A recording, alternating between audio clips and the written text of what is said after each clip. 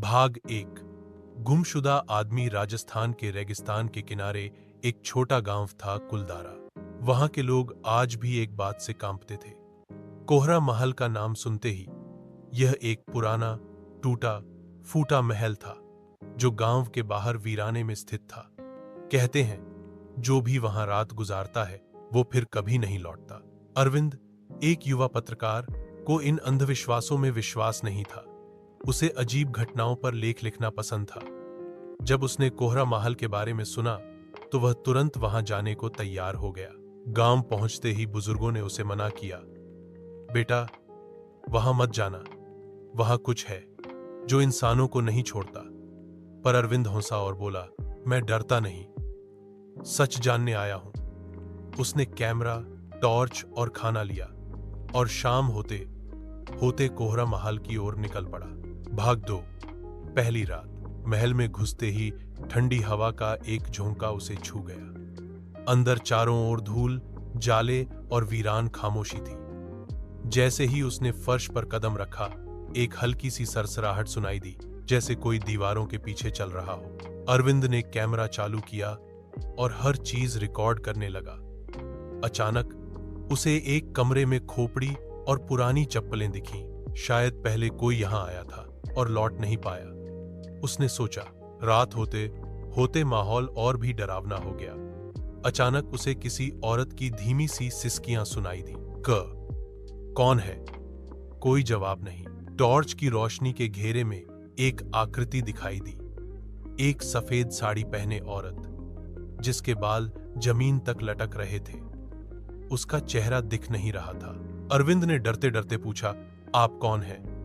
वो अचानक हवा में गायब हो गई। भाग 3। अतीत का सच। दूसरे दिन सुबह अरविंद ने गांव के एक बुजुर्ग पंडित गोपाल से पूरी कहानी जाननी चाहिए। गोपाल जी ने कांपती आवाज में बताया, बहुत साल पहले इस महल में ठाकुर रणवीर सिंह रहते थे। जालिम थे वो। गांव की एक लड़की माया से उन्हें प्रेम था, पर उसने इनकार कर दिया।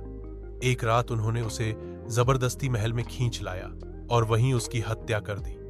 माया की आत्मा आज भी उस महल में भटकती है। वो न्याय चाहती है। जो भी उस महल में रात बिताता है उसे वो अपने पास बुला लेती है।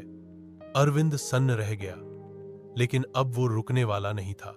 मैं माया की आत्मा से बात करूंगा, उसे मुक्ति दिलाकर रहूंगा। भाग 4। अंतिम रात। अरविंद फिर उस रात महल गया। इस बार उसने हवन सामग्री, मंत्रों की किताब और माया की पुरानी तस्वीर जो गोपाल जी ने दी थी, साथ रखी। आधी रात को एक तेज चीख सुनाई दी। माया की आत्मा प्रकट हो चुकी थी। अब की बार उसका चेहरा दिखा जला हुआ, आंखों से खून बहता हुआ। मुझे छोड़ दो, मुझे मुक्ति चाहिए, उसने अरविंद से कहा। अरविंद ने मंत्र पढ़ने शुरू किए। पूरे महल में कंपन होने लगा। दीवारें कांपने लगीं, हवा तूफानी हो गई। माया की आत्मा तड़प रही थी, लेकिन अरविंद मंत्रों पर अडिग रहा। फिर अचानक सब शांत हो गया। माया की आत्मा धीरे धीरे हवा में विलीन हो गई, एक मुस्कान के साथ। भाग 5। परंतु अंत नहीं। सुबह गांव लौटा अरविंद जब गोपाल जी से मिला, उन्होंने उसे देखा और रो पड़े। तू बच गया बेटा, तूने उसे मुक्ति दी।